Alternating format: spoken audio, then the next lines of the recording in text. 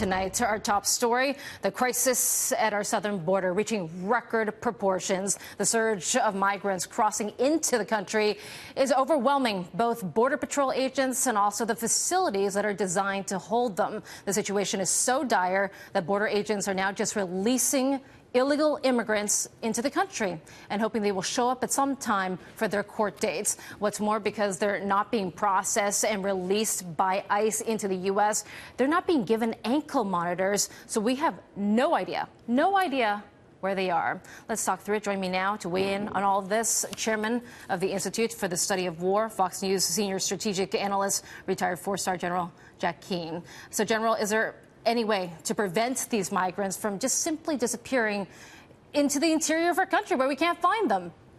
Well, currently we can't because they've overwhelmed all of our facilities, certainly, and there's no place to put them.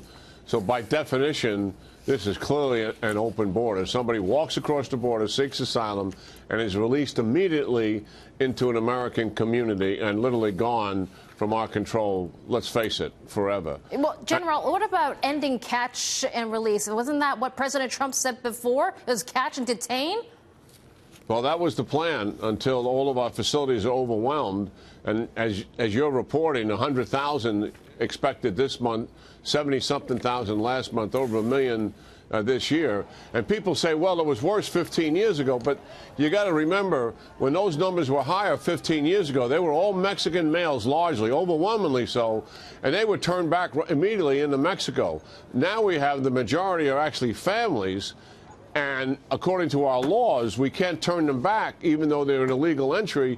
We have to process them as a family. And that is what has so dramatically changed. And it was welcome news to hear the sheriff associations speaking out today and pleading, and that's the right word, pleading with the Congress of the United States to change our immigration laws so we have the authority then to turn back someone who enters this country illegally, whether they're seeking asylum or not. Yeah, and there is a crisis at the border. You heard from Homeland Security Secretary Kristen Nielsen on the Hill saying that 100,000 migrants alone this month. That's a number expected to basically cross the border. This is a system-wide meltdown, which is overwhelming authorities. Do you see it that way?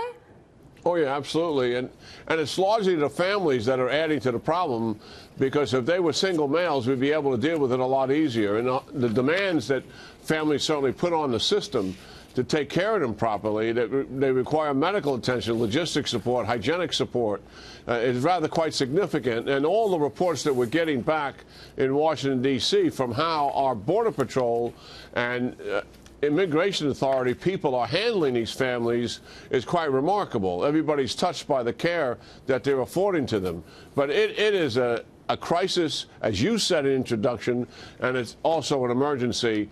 And the Congress of the United States has got to step up here. Yeah, which is why you might need that wall, as President Trump says. So, General, let's also talk about ISIS and what's happening in Syria, because President Trump today says that the defeat of ISIS in Syria is imminent. Take a listen. This is all ISIS. Now on the bottom, that's as of today. This is ISIS. There's none. The caliphate is gone as of tonight. Pretty good. That's pretty good, right? General, as of tonight, I mean, is that really an accurate statement? Well, listen, the caliphate essentially has been destroyed. The Islamic State, in terms of controlling territory, no longer exists. And the president and his national security team, and certainly our soldiers who participated in this, and leaders deserve a huge amount of credit.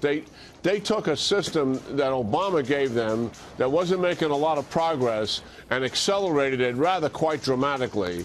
And what they were achieved was, frankly, beyond my expectations. Yes. Now, what also is really happening, we're going to keep some of our forces still there, somewhere between 400 to 1,000, very modest amount, to continue to assist the 60,000 Syrian Democratic forces who do the fighting. And along with our air power, we're going to control the airspace over eastern Syria to ensure that ISIS does not reemerge. Yeah. And that is absolutely essential. But, General, President Trump, back in February, just to quote him, he said that the Islamic State's territory in Syria had been 100% reclaimed. That was in February. Can we trust that he's right this time? Well, I mean, what's left is a very small sliver yeah, in the eastern part of the Euphrates River. I understand that. I mean, we're talking.